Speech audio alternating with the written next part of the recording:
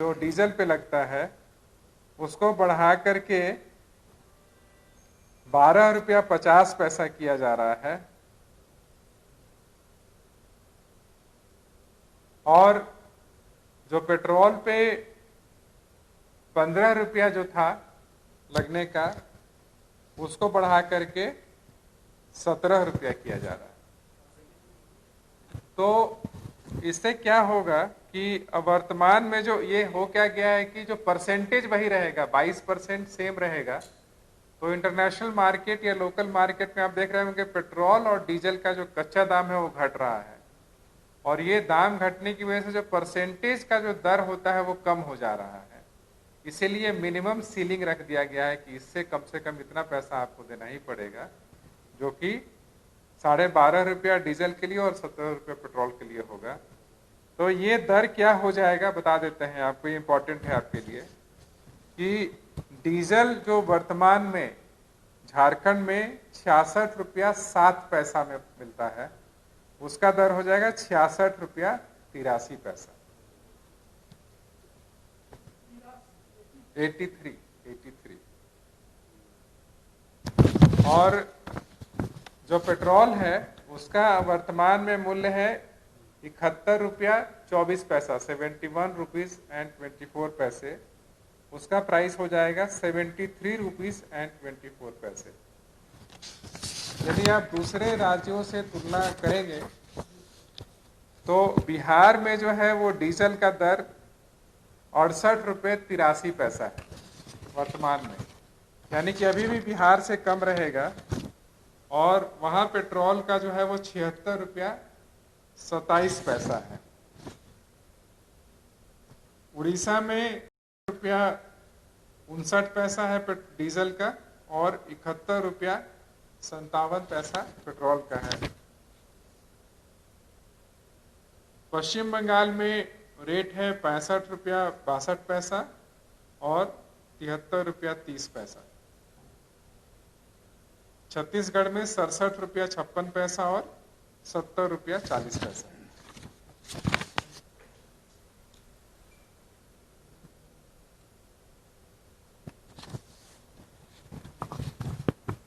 अगला है ई code project के तहत राज्य के 2 नवसृजित जिला है जो खूंटी और रामगढ़ हेतु सिस्टम ऑफिसर के क्रमशः 1 एवं 1 कुल 2 पदों के संविदा आधारित पदों के अस्थायी तौर पर 1 वर्ष यानी दिनांक 1 अप्रैल 2020 से 31 मार्च 2021 तक के लिए सृजन की स्वीकृति दी गई। 12वां है ई कोड प्रोजेक्ट के तहत 2 वरिष्ठ प्रोग्रामर के पदों का दिनांक 1/4/2020 से 31/3/2021 तक की अवधि विस्तार की स्वीकृति दी गई। नेक्स्ट है झारनेट परियोजना का 5 वर्ष का कार्यकाल एवं विस्तारित 5 वर्ष यानी 10 वर्ष एवं 3 माह के अतिरिक्त संचालन के उपरांत वित्तीय नियमावली 235 को शिथिल करते हुए 245 के आलोक में नॉमिनेशन के आधार पर वर्तमान के इकरारनामा दर एवं शर्तों के अधीन वर्तमान सेवा प्रदाता यानी मेसर्स यूटीएल को दिनांक 1/11/2019 से 30/4/2020 6 महीना अथवा झारनेट 2.0 के लिए निविदा द्वारा चयनित नए ऑपरेटर के पूर्णतः क्रियाशील होने तक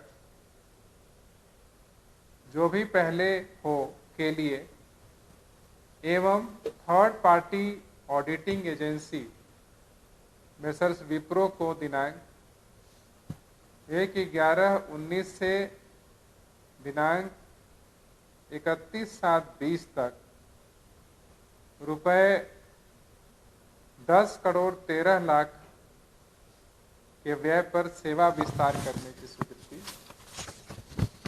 दी गई।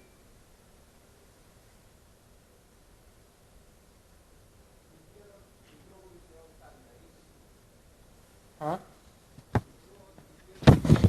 हाँ, यूटीएल का जो सेवा विस्तार है वो 30 अप्रैल 2020 तक का है और विप्रो का है वो 31/7/2020 तक, दोनों को सेवा विस्तार दिया गया। झारनेट 2.0 के क्रियाशील होने तक है। और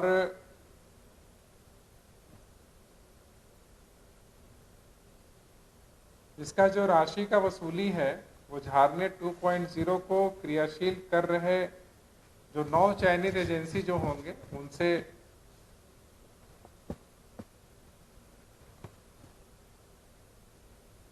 किया जाएगा। अगला है झारखंड राज्य खाद्य जांच प्रयोगशाला संवर्ग भर्ती एवं अन्य सेवा शर्तें नियमावली 2020 का गठन की स्वीकृति दी गई।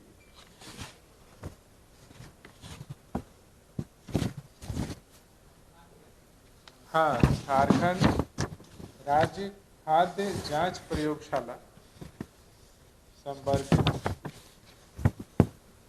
अगला है डॉक्टर जावेद रेहान, चिकित्सा पदाधिकारी, प्राथमिक स्वास्थ्य केंद्र कुड़ू लोहरदगा को सेवा से बर्खास्त करने की स्वीकृति दी गई।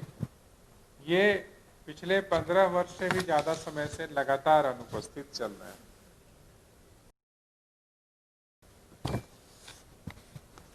17वां प्रस्ताव है, ये घटनोत्तर स्वीकृति का मामला है।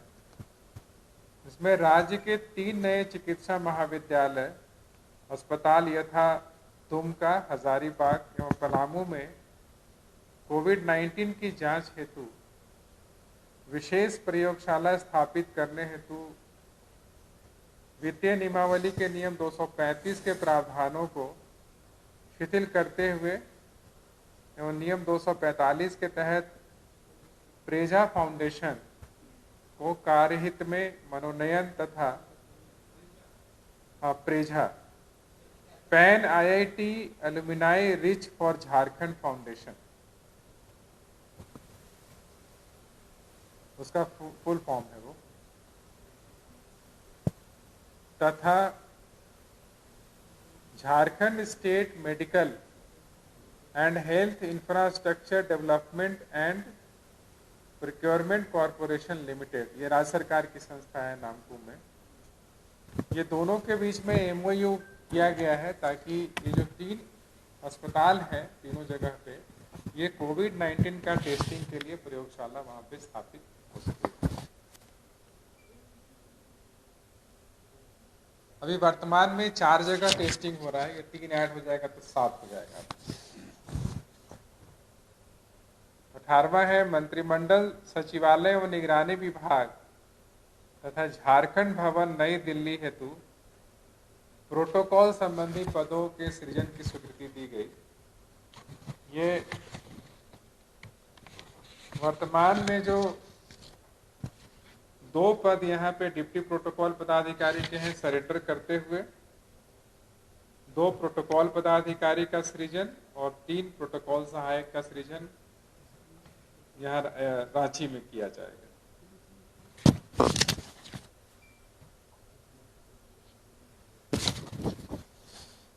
ये नेक्स्ट घटनोत्तर स्वीकृति का है।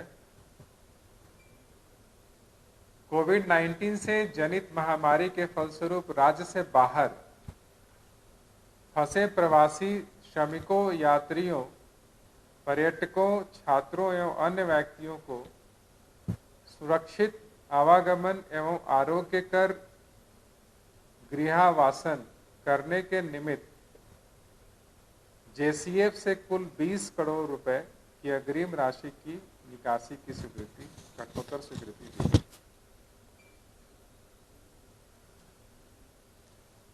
20वां है प्रस्ताव, मनरेगा योजनाओं को बेहतर रूप से क्रियान्वित करने के उद्देश्य से भारत रूरल लाइवलीहुड फाउंडेशन एवं ग्रामीण विकास विभाग झारखंड के मध्य एमओयू किए जाने की स्वीकृति दी गई। और ये भारत सरकार की संस्था है, भारत रूरल लाइवलीहुड फाउंडेशन। कुल उनके द्वारा 6 जिलों में यथा गुमला, खूंटी, पश्चिमी सिंहभूम, पाकुड़, साहबगंज तथा गोड्डा अंतर्गत कुल 24 प्रखंडों में कार्य कराया जाएगा, ताकि ये मनरेगा के जो कार्य हैं वो अच्छी तरीके से उनका क्रियान्वयन हो सकेगा। 21वां है झारखंड राज्य भवन निर्माण निगम लिमिटेड रांची को स्थापना व्यय, प्रशासनिक व्यय एवं अन्य मदों के व्यय हेतु प्रदेय एजेंसी चार्ज ऑब्लिक सेंटेज शब्द समूह के स्थान पर संचालन अनुदान ऑब्लिक ऑपरेशनल ग्रांट में प्रतिस्थापित करने की स्वीकृति।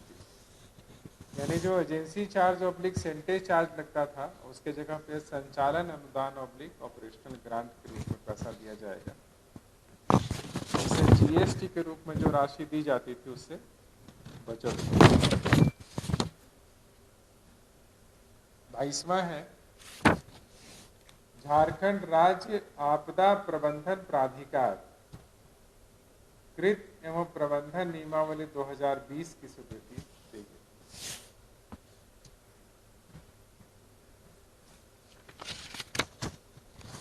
तेईसवां है राज्य अंतर्गत स्थानीय नगर निकायों में आम निर्वाचन स्थगित होने के कारण प्रशासक की नियुक्ति की स्वीकृति। 8 स्थानीय नगर निकाय देवघर, धनबाद, चास, चक्रधरपुर, झुमरी तिलैया, विश्रामपुर, कोडरमा, मझियाओं, ये फिलहाल चुनाव नहीं हो सकेगा, इसलिए जब तक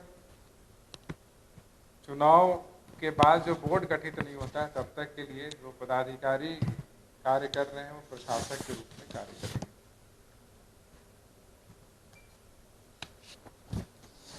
तो अब इसमें है Jharkhand mineral bearing land bracket में कोविड-19 पैंडेमिक सेस ऑर्डिनेंस 2020 का अध्यादेश लाने की स्वीकृति दी गई।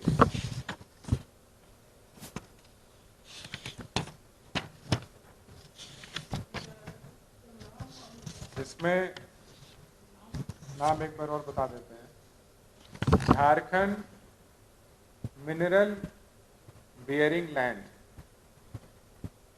ब्रैकेट में कोविड-19 पैंडेमिक सेस ऑर्डिनेंस 2020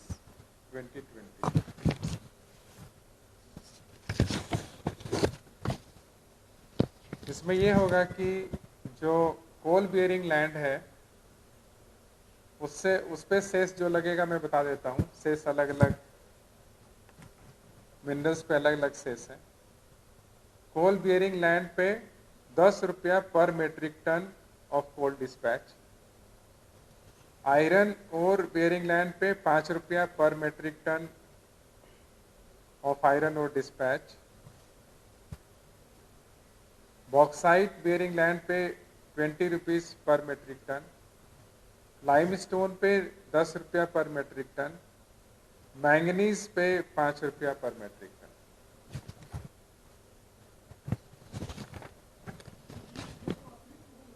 ये सेस अतिरिक्त होगा, ये कोविड-19 के लिए पीरियड के लिए रहेगा। हाँ, स्टेट गवर्नमेंट को पावर है।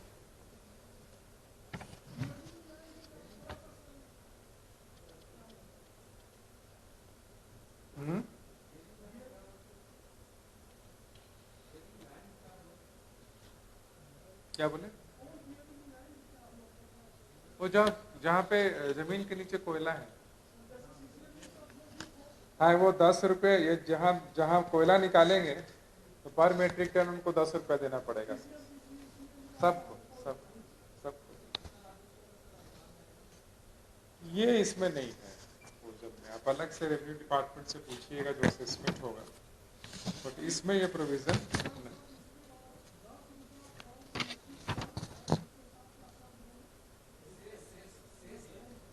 ये सेस है of coal dispatch. 1 metric ton यदि कोयला निकालेंगे, डिस्पैच करेंगे वहां से, तो 10 रुपया देना पड़ेगा। कोयला में 10 रुपया, आयरन में 5 रुपया, बॉक्साइट में 20 रुपया, लाइमस्टोन में 10 रुपया, मैंगनीज में 5 रुपया।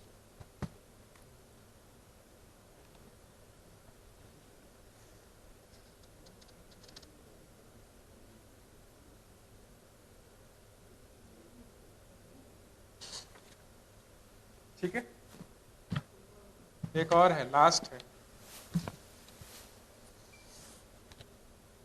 ये है भारतीय वन अधिनियम 2000, भारतीय वन अधिनियम 1927 की धारा 41, 42 एवं 76 द्वारा प्रदत्त शक्तियों का प्रयोग करते हुए झारखंड राज्य में वनोपज के अभिवहन को विनियमित करने हेतु वर्ष 2004 में अधिसूचित झारखंड काष्ठ एवं वन उत्पाद अभिवहन का विनियमन नियमावली 2004 को निरस्त करते हुए वनोपज के अभिवहन के विनियमित करने के लिए झारखंड वनोपज अभिवहन का विनियमन नियमावली 2020 की स्वीकृति।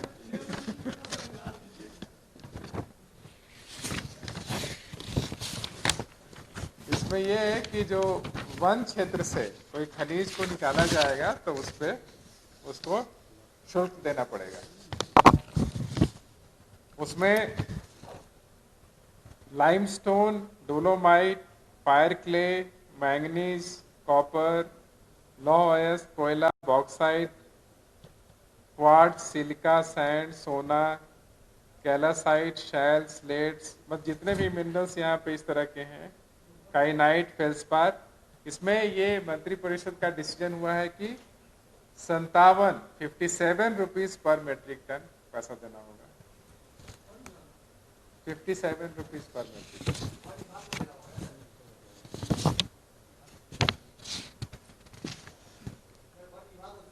हाँ, ये तो वन अधिनियम के तहत लगाया गया है, इसमें वसूलेगा वन विभाग ही। ऐसे इसमें